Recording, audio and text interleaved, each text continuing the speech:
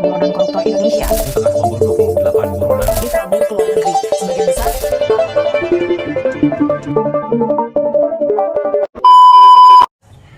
Indonesia mengalami tantangan yang besar dalam penegakan supremasi hukum. Banyaknya kasus buron yang melarikan diri ke luar negeri sangat merugikan bagi Indonesia, baik secara hukum maupun material. Menurut data dari Indonesian Corruption Watch, buronan Indonesia yang melarikan diri ke luar negeri didominasi oleh koruptor dengan catatan sebanyak 53 orang hingga Februari 2019. Dari ke-53 orang tersebut, sebanyak 40 orang masih menjadi buron dan 13 sisanya sudah berhasil ditangkap. Total kerugian negara akibat ke-53 buron ini mencapai 284 triliun, di mana baru sekitar 546 miliar yang telah berhasil dikembalikan kepada negara. Melihat besarnya kerugian yang ditimbulkan oleh pelaku kejahatan yang melarikan diri ke luar negeri untuk menghindari proses hukum di Indonesia ini, tentu menjadi kebutuhan mendesak bagi Indonesia untuk menginisiasi kerjasama internasional terkait ekstradisi buron. Tanpa perjanjian ekstradisi yang kuat, Indonesia memiliki keterbatasan dalam menangkap buron yang melarikan diri ke luar negeri. Hal ini tentunya mengancam integritas dan supremasi hukum Indonesia. Pada tahun 2003, Indonesia diguncang kasus penipuan Bank BNI senilai lebih dari 1,5 triliun. Maria Pauline Lumowa, otak dibalik kejahatan ini, berhasil melarikan diri ke Serbia. Meski tanpa perjanjian ekstradisi resmi, Indonesia berhasil membawa Maria kembali pada tahun 2020, sebuah prestasi diplomasi yang mencatatkan sejarah. Perjanjian ini akan mengirimkan sinyal kuat, Indonesia tidak main-main dalam menegakkan hukum global. Ini adalah komitmen untuk menjaga keadilan dan integrasi di panggung internasional. Namun, tanpa kerangka formal, risiko buronan lain menggunakan negara seperti Serbia sebagai alat safe haven tetap besar. Para ahli menegaskan pentingnya perjanjian ekstradisi untuk menutup celah ini. Untuk Indonesia yang lebih kuat, demi penegakan hukum tanpa batas. Indonesia-Serbia Extradition Treaty adalah perjanjian internasional yang dirancang dengan berdasarkan kasus Maria Pauline Lumowa. Maria Pauline Lumowa ditangkap di Bandara Internasional Nikola Tesla, Serbia pada 16 Juli 2019. Perjanjian ini dirancang berdasarkan beberapa faktor, diantaranya yaitu, yang pertama yaitu faktor tidak adanya perjanjian ekstradisi. Yang kedua yaitu perjanjian ini dapat menjadi salah satu langkah diplomasi yang diambil Indonesia untuk memperkuat hubungan dengan Serbia. Yang ketiga yaitu untuk mengatasi permasalahan keamanan internasional dan penegakan hukum. Dan yang terakhir yaitu untuk meningkatkan hubungan bilateral antara Indonesia dan Serbia. Sedangkan pemilihan treaty dalam perjanjian ekstradisi antara Serbia dan Indonesia ini dikarenakan pembuatan perjanjian ekstradisi sebaiknya menggunakan treaty karena beberapa alasan penting yang berkaitan dengan hukum internasional dan praktik penegakan hukum. Perjanjian ekstradisi sebagai treaty memiliki kekuatan hukum yang mengikat bagi negara-negara yang terlibat. Hal ini berarti bahwa kedua negara harus mematuhi isi perjanjian tersebut, termasuk prosedur dan syarat-syarat yang ditetapkan untuk pelaksanaan ekstradisi. Tanpa adanya treaty, tidak ada dasar hukum yang jelas untuk melakukan ekstradisi, yang dapat menyebabkan kebingungan dan potensi konflik antar negara. Perjanjian ekstradisi antara Indonesia dan Serbia bertujuan untuk memperkuat kerjasama dalam penegakan hukum, khususnya dalam hal pengembalian pelaku kejahatan yang melarikan diri ke negara lain. Seperti yang kita ketahui, saat ini Indonesia dan Serbia tidak memiliki perjanjian ekstradisi formal. Akan tetapi, dari adanya kerjasama ini, kita dapat mengidentifikasi beberapa tujuannya, yaitu yang pertama, dapat meningkatkan kerjasama hukum dan penegakan hukum antara Indonesia dan Serbia dalam memberantas kejahatan transnasional. Dengan kata lain, dapat meningkatkan kolaborasi hukum dan penegakan hukum antara kedua negara tersebut. Kerjasama ekstradisi memungkinkan kedua negara untuk saling bertukar informasi, pengalaman, dan sumber daya dalam upaya penegakan hukum terhadap kejahatan lintas batas. Lanjut yang kedua, yaitu memperkuat kerangka hukum kerjasama mutual legal assistance atau MLA antara Indonesia dan Serbia. Kerjasama ini akan memfasilitasi bantuan hukum timbal balik dalam masalah pidana antara kedua negara yang berkonflik. Lanjut yang ketiga yaitu menegakkan hukum dan keadilan dengan memastikan pelaku kejahatan dapat diadili dan dijatuhi hukuman di negara tempat kejahatan tersebut dilakukan, serta memerangi kejahatan transnasional terorganisir secara efektif. Nah, dengan adanya kerjasama ekstradisi ini, kedua negara dapat saling membantu dan mengekstradisi pelaku kejahatan yang melarikan diri ke negara lain. Lanjut yang keempat, yaitu adanya asas timbal balik.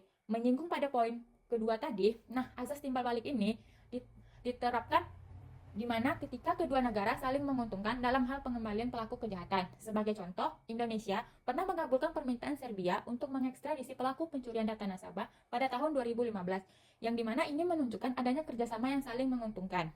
A few moments later. Selanjutnya yang kelima yaitu adanya pencegahan kejahatan. Diharapkan dengan adanya perjanjian ekstradisi ini dapat mengurangi kemungkinan pelaku kejahatan melarikan diri ke negara lain untuk menghindari proses hukum. Lanjut yang keenam yaitu menghormati kedaulatan hukum masing-masing negara. Dengan kata lain, di mana suatu negara tidak dapat begitu saja menuntut penyerahan warga negara lain tanpa melalui proses hukum yang diatur dalam perjanjian ekstradisi. Lanjut, yang ketujuh, adanya fasilitasi pemulangan atau penyerahan pelaku kejahatan yang melarikan diri dari yurisdiksi suatu negara ke negara lain. Kerjasama internasional dalam penangkapan buronan kasus korupsi antara Indonesia dan Serbia merupakan langkah penting dalam penegakan hukum global, khususnya dalam upaya pemberantasan korupsi yang seringkali bersifat lintas negara. Penangkapan buronan korupsi ini memerlukan koordinasi lintas batas dan melibatkan berbagai elemen hukum dan diplomasi dari kedua negara. Ada beberapa hal yang harus diperhatikan dalam ruang lingkup kerjasama antar kedua negara ini. Yang pertama, ada pertukaran informasi intelijen, di mana kedua negara harus saling berbagi informasi mengenai lokasi, identitas, dan gerak-gerik buronan. Ini bisa dilakukan melalui kanal resmi antar kepolisian, Interpol, atau lembaga keamanan nasional. Pertukaran intelijen ini juga membantu dalam melacak keberadaan buronan dan merencanakan penangkapan.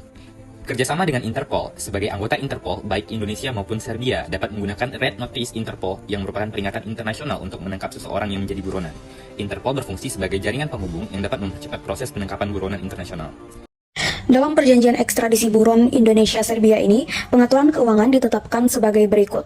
Pertama, biaya pengelolaan prosedur ekstradisi. Setiap negara menanggung biaya administrasi terkait penyusunan dokumen ekstradisi, termasuk biaya pengacara, dokumen hukum, dan pengurusan surat-surat ekstradisi. Yang kedua, biaya transportasi dan pengamanan. Negara penerima menanggung seluruh biaya transportasi buronan.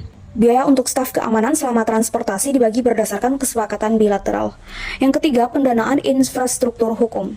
Kedua negara berinvestasi dalam teknologi untuk meningkatkan pertukaran data dan informasi kriminal, termasuk biaya pengembangan sistem terpadu yang memungkinkan pelacakan status buronan. Yang keempat, sumber pendanaan. Sumber pendanaan diambil dari anggaran negara. Setiap negara mengalokasikan dana dari anggaran negara untuk biaya kerjasama ini, terutama di bawah anggaran kementerian yang menangani hukum, keadilan, dan keamanan. Yang kelima, pengembalian aset korupsi. Kedua negara sepakat membuka jalan untuk pengembalian aset yang diperoleh secara ilegal. Aset tersebut dapat dipulihkan dan dimasukkan kembali ke kas negara. Dispute settlement. Negosiasi merupakan cara yang tepat untuk menyelesaikan suatu sengketa, di mana dalam kasus kami, pembuatan perjanjian ekstradisi hanya melibatkan dua negara, yaitu Indonesia dan Serbia. Negosiasi ini berkaitan dengan pembuatan perjanjian ekstradisi yang merupakan langkah penting dalam pembuatan kerjasama hukum antara kedua negara. Melalui proses negosiasi ini, kedua belah pihak berupaya untuk mencapai kesepakatan yang adil dan saling menguntungkan, dengan menitikberatkan pada penegakan hukum yang efektif, transparansi prosedural, dan perlindungan hak asasi manusia. Perjanjian ini diharapkan dapat memfasilitasi pemulangan penjahat transnasional, sekaligus memperkuat komitmen untuk menjaga keamanan dan stabilitas regional. Ditangkap di Interpol bulan Juli tahun lalu, ya, pemerintah Serbia langsung memberitahu kita dan Interpol langsung menghubungi Kementerian Hukum dan HAM sebagai Central Authority. Kita langsung kerja dan mengirimkan surat supaya ada provisional arrest, penahanan sementara kepada Maria Pauline Lumowa. Dengan itu kita mulai menindaklanjutinya dengan proses surat menyurat permintaan ekstradisi.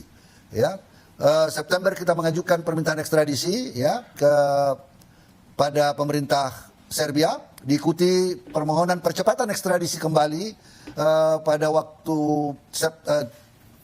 Desember ya, September 31 Juli dan 3 September. Jadi ini dua proses yang kita minta percepatannya. Kita melakukan lobby-lobby dengan Kementerian Kehakiman di sana, itu direspon dengan baik. Puncaknya setelah ada pengadilan menolak permintaan daripada MPL dan mengabulkan permintaan dari Menteri Kehakiman Serbia, kita mulai langsung melakukan proses kembali untuk mengambil langkah-langkah supaya segera kita tarik. Karena apa? Karena tanggal 16 Juli yang akan datang, kalau kita tidak membawa MPL, ya, kalau kita tidak bawa, itu dia demi hukum dibebaskan dan dikembalikan ke Belanda. Maka kita segera mengambil langkah-langkah untuk menjemput beliau dan menemui otoritas di sana, termasuk saya sampai harus bertemu dengan Presiden Aleksandar Vučić. Jadi saya bertemu dengan Deputi Menteri Kehakiman, Minister Icic, kemudian dengan Menteri Luar Negerinya Ivica Dačić. Ya, semua responsif. Kenapa? Kita punya hubungan historis dan hubungan yang sangat baik dengan Serbia. Ya.